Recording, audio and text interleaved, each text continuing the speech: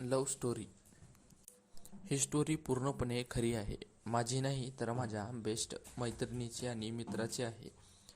मी यामध्ये कोणाचे नाव नाही सांगणार. कॉलेजचा तो पहिला दिवस होता. नवीन ॲडमिशन घेणे चालू होते. मी आणि माझी मैत्रीण आम्ही दोघेजण BA फर्स्ट इयरला ॲडमिशन घेणार होतो. आणि त्यावेळेस आमची कोणाशी नीट ओळखसुद्धा नव्हती. त्यामुळे ॲडमिशन घेताना कुणाकडे चौकशी करायची आहे हे आम्हाला माहीत देखील नव्हते. आणि मग आम्ही दोघे ऑफिसच्या बाहेरच थांबलो होतो. ऑफिसमध्ये खूप गर्दी असल्यामुळे आम्हाला आत जाता येत नव्हतं. कोणापाशी चौकशी करायची याचा विचार करत होतो. तेवढ्यात ऑफिसमधून एक मुलगा बाहेर आला. त्याला आम्ही विचारले, आम्ही नवीन ॲडमिशनसाठी आलेले आहोत आणि आता आम्हाला इथं ॲडमिशन करायचं आहे. आम्ही इथं कोणापाशी याबद्दल चौकशी करायची. त्या मुलाने एका शिक्षकाचे नाव सांगितले. आम्ही त्या शिक्षकांकडे जाणार पण आम्ही त्यांना गर्दी असल्यामुळे भेटू शकलो नाही. आम्ही बाहेरच थांबलो होतो आणि तेवढ्यात तो मुलगा तिथे आला. त्याने आम्हाला विचारले की काय झाले आहे आणि काय मिळाले का ॲडमिशन. म्हणून त्याला नाही म्हणून सांगितलं आणि त्या मुलाला म्हणालो की तुम्ही आमची मदत करणार का, आम्हाला ॲडमिशन फॉर्म आणून द्याल का. तो मुलगा फॉर्म घेऊन आला व त्याने थांबून आमचे ॲडमिशन पण करून दिले. आणि त्यामुळेच त्यांची व आमची ओळख ही चांगलीच झाली. आणि मग तो निघून गेला. आम्ही दोघे पण घरी आलो. ॲडमिशन झाल्यानंतर आम्ही कॉलेजचा येण्यास सुरुवात केली आणि तेव्हा क्लास सुरू असताना तोच मुलगा आला आणि त्यावेळेस आम्ही दोघांना समजले की तो आमचा क्लासमेट आहे. आमची ओळख अशीच वाढत देखील गेली. कॉलेजचे पहिले वर्ष खूप चांगले आणि मस्त गेले. खूप मज्जा गंमत आणि त्यामध्येच आमचे खूप मित्र आणि मैत्रिणी झाल्या. कॉलेजच्या दुसऱ्या वर्षी आम्ही सर्व ट्रिप कॉलेज कॅम्प जायचे ठरविले. या 2 वर्षात आमची इतकी ओळख झाली की आमच्या ग्रुपमध्ये एक दिवस कोण नाही आले की लगेच त्याला फोन करायचे, का आला नाहीस. आणि तो मुलगा जर आला नाही की कोणालाच त्या दिवशी करमत नसायचे आणि मग त्या दिवशी कोणीच कॉलेज करत नसत. आमच्या ग्रुपचा लीडर त्या मुलालाच आम्ही बनविले होते. त्यांचा स्वभाव, त्यांची सर्वांना मदत करण्याची प्रवृत्ती सर्वांनाही आवडलेली होती. आणि यामध्येच माझ्या मैत्रिणीला तो मुलगा आवडू लागला आणि त्याला पण माझी मैत्रीण. कॉलेजची ट्रिप गेली होती तेव्हा त्याने तिला धाडस करून विचारले पण तिने त्याला कोणताही निर्णय दिलेला नाही.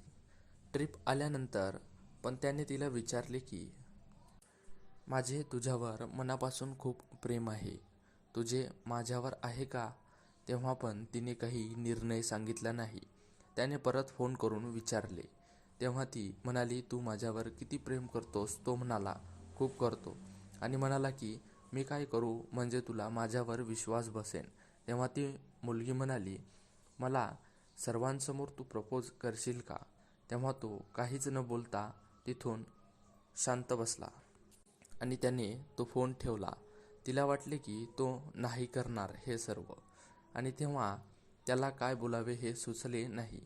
तो हसून म्हणाला की मी तुझ्यावर खरे प्रेम करतोय. प्रेमाला मी टाइमपास नाही समजत आणि तुला जर असे वाटत असेल तर आपण एक काम करूया की आपण जोपर्यंत लग्न करत नाही तोपर्यंत एकमेकांशी नाही भेटायचे, कधी समोरासमोर येऊन नाही बोलायचे, फक्त फोनवर बोलायचे.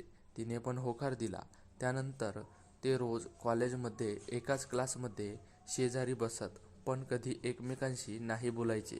ते दोघे क्लासमध्ये असो किंवा क्लासच्या बाहेर असो किंवा घरी असो ते दोघे फोनवरच बोलत असत. समोरासमोर आले तरी फोनचा वापरच ते करत असत आणि फोनवरतीच बोलत असत. असे खूप दिवस गेले. ते खूप आनंदामध्ये असायचे. आणि नंतर 18 तारखेला त्या मुलीचा वाढदिवस होता. तेव्हा त्याने तिला शुभेच्छा देखील दिल्या पण म्हणाला की मी तुला काय गिफ्ट दिले पाहिजे. तेव्हा ती म्हणाली, मला उद्या भेटशील का, हेच माझे गिफ्ट आहे. तेव्हा त्याने तिला होकार दिला. ते खूप दिवस नंतर एकमेकांना भेटणार होते म्हणून ते दोघे खूप खुश झाले होते. पण त्या दिवशी त्यांना झालेला आनंद देवाला मान्यच नव्हता. ती तिच्या गाडीवरून बाहेर कुठेतरी जात होती आणि उद्या पण त्याला भेटणार याचा तिला खूप आनंदच झाला होता. पण तिचे दुर्दैवी असे की ती पुढून येणाऱ्या मोठ्या गाडीला खूप जोराने धडकली. तिच्या डोक्याला खूप जोराचा मार लागला होता. ती बेशुद्ध अवस्थेमध्ये झाली होती.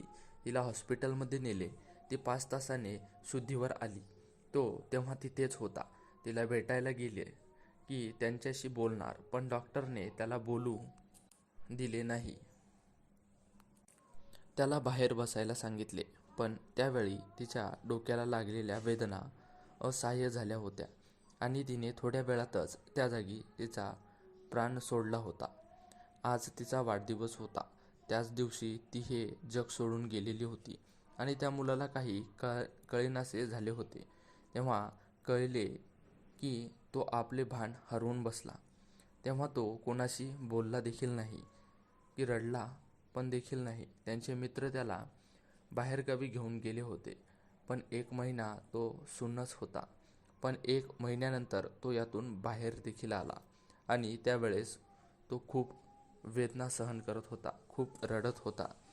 तिच्या ज्या ठिकाणी अपघात झाला होता त्या ठिकाणी गेला होता आणि तिला शोधू लागला. तो रोज तिथे जात होता.